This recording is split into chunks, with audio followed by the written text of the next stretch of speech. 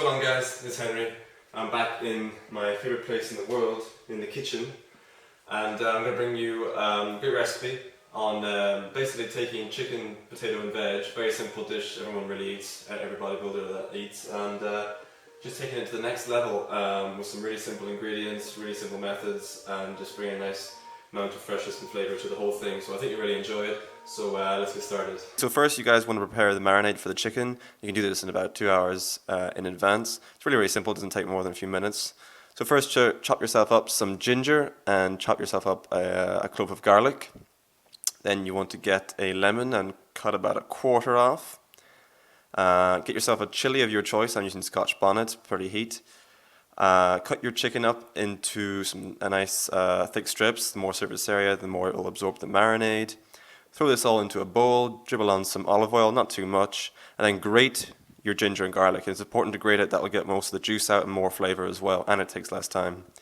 Throw on your chopped chilies, some fresh coriander, squeeze your lemon juice, holding your hand over it to prevent any seeds, then your standard salt, pepper, and plenty of paprika. Mix this around, get yourself some cling film, throw it on there, and chill in the fridge for, I'd say, at least 2 hours. You can put this in before you go to the gym, and it should be ready when you come back. So I've got my chicken now. It's been marinating for about 2 hours. I put it in there just before I went to the gym, came back, and now it's all ready to go. So I'm going to set that to the side for the moment, and I'm going to start preparing the sweet potato. So I'm just going to peel this, chop it up, and then we'll get on with the rest. Alright, so fast forward to 10 boring minutes. I've got the sweet potato chopped up now, and I'm just going to transfer this now quickly to a bowl. I'm just going to put some seasoning, put some oil on it just before we get that in the oven. And to be honest, it's what you do after you cook the sweet potato that really makes it amazing. So we're just going to keep it simple with a little bit of olive oil, probably just 1 teaspoon. We'll go with that 1.5 teaspoons actually. Salt and pepper. I've never been a fan of the whole, sweets, even though it's a sweet potato. I've never been a fan of the whole, cinnamon and peanut butter and sweet potato. I think it's just I just always loved it savory basically. And the most important thing is paprika. So, shake the shit out of this onto it because this is really going to bring out a really, really nice smoky flavour. Mix it around a bit. Make sure everything is nice and coated. Spill it on yourself if you want to. I'm going to transfer it onto a nice baking tray. I just got this lined with a little bit of foil. And basically what I'm going to be doing with the sweet potato is going to make a really, really nice roasted sweet potato and red pepper mash. So, given the name, obviously, we're going to need our red pepper here, and it's going to roast along with it to get all the same flavours. I guess also just add a little bit more flavour. Just throw in some garlic cloves there. Don't even worry about peeling them or anything like that. They're really in there just to give some flavour. So just stuff, alright? So that's going to go into the oven now for about 30 to 35 minutes. I'd say 200 degrees. I've preheated my oven. So that's going to go in, and then we're going to prepare the rest of the meal. Alright, so now that our sweet potato is in the oven, we can start preparing our veg. For veg, I'm basically going to go with some really nice grilled asparagus and grilled flat top mushrooms. Tastes really, really, really good when you put it in the oven and put the right seasonings on it and in the right way as well. I'm going to show you in a minute. So what you want to do with asparagus, you get it like in a little bunch, and you want to cut off about the bottom quarter, I'd say, to be safe enough. That's good. And I'm going to go for, these are pretty huge, these flat top mushrooms. You can see that's a slab of meat right there in terms of mushroom. And in terms of seasoning, what we're going to do is we're going to give a nice coating of olive oil and some salt, pepper, paprika again. But the key with the olive oil is you're going to use a brush like this, because if you're drizzling your olive oil on, it's not really going to get coated evenly. Most of it's just going to go in the pan. I'd say for all this here, I'm going to go for about 2.5 teaspoons of olive oil. This isn't really adding that much fat. I mean, people use butter sprays and palm sprays, but personally I just love getting the nutritional benefits of oils. I use coconut oil, olive oil, even pistachio oil sometimes. Shout out to Skinny guys for introducing me to pistachio oil. And these people they'll use all these sprays, to reduce the calories and reduce the fat. But then in the same meal they'll put on 3 servings of low-fat cheese. You know what I mean? Or something else pointless. So I think I mean, it's great for you, and it does wonders to the flavour that you're never going to get from a spray anyway. So that's the asparagus coated there. I'm just going to use the last little bit of it, just to brush.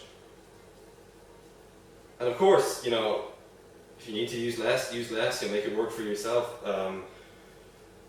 My fat is, I'm getting a decent amount at the moment, so I can be, not generous, but you know, I can get a good coating on. So you want to cook that all over your mushroom. So standard seasoning, salt and pepper. Can't beat it really. Be generous with the salt and pepper. Really brings it out. Nice lashing on there. We are going to use a little bit of garlic powder on there. It won't be as good as the fresh, especially on the mushroom, but it'll still give it a nice hint. That's on there, and then just another dash of paprika. So that's going to go into the oven about 10 minutes before your sweet potato is done. Alright guys, so the sweet potato and peppers have been in for about 20 minutes. So I'm just going to flip them over. It's turned over now, so I'm going to return it to the oven. I'm going to now put my veg in ready to go, so that's going to go on the bottom shelf. I'm going to just start heating up my pan as well for the chicken. I'm using one of these. That's really hot. I'm actually using one of these deep griddle pans. You can also use a normal frying pan, but I think this gives a really nice char-grilled taste of chicken. And if I gotta have them, I might as well use it, you know. So I've got my chicken ready to go. I'm going to start cooking it. Cook it pretty slowly. I mean, you're going to be waiting for your veg anyway, so you might as well let the chicken cook nice and slowly, and that, you know, prevents it from getting that kind of weird, crispy, nasty taste on the outside. So just lay it in there and let it sizzle away for about, I'd say, 12 minutes. Look at that marinade sizzle. Beautiful stuff. Okay, so our sweet potato is now done, roasted all up. Our chicken's still sizzling away, vegetables still need another 5 minutes, I'd say, in the oven. So right now we're going to get the mash prepared. Small pot. Just transfer over the sweet potato in there. It smells ridiculously good. And then next, right, you're going to want to cut up your red peppers that have been roasting. So when that's done, just put that to the side for a second. Get your mashed potato, get your sweet potato and your masher, and just get in there real good. Pour in your chopped up red peppers. Give that a little mix around. Now the secret ingredient, guys. Beautiful fresh red pesto. 2 or 3 teaspoons. It's going to add about, I'd say, no more than 5 grams of fat based on the macros on this one. So just check that for yourself. And this just brings the most delicious flavour to the whole thing. So that's ready to go. I'm going to wait for our veg and chicken to finish. Okay, so finally everything is pretty much ready now. I'm just going to take the veg out of the oven, plate the chicken, and just show you guys how it looks. Oh shit! Nice! Guys, here's your final product. Looking pretty sweet. I mean, you get a great volume of food out of this recipe, as you guys probably know. The chicken is cooked perfectly, asparagus, mushrooms, and the mash is in there as well. So, hope you guys enjoyed the video. Really try it for yourself. Just take that extra 5-10 minutes and, you know, spend an extra €1 or €2 just to get some fresh ingredients. Really makes a difference with your food. I'm gonna go enjoy this now. So, hope you enjoyed the video, and I'll see you later. Cheers.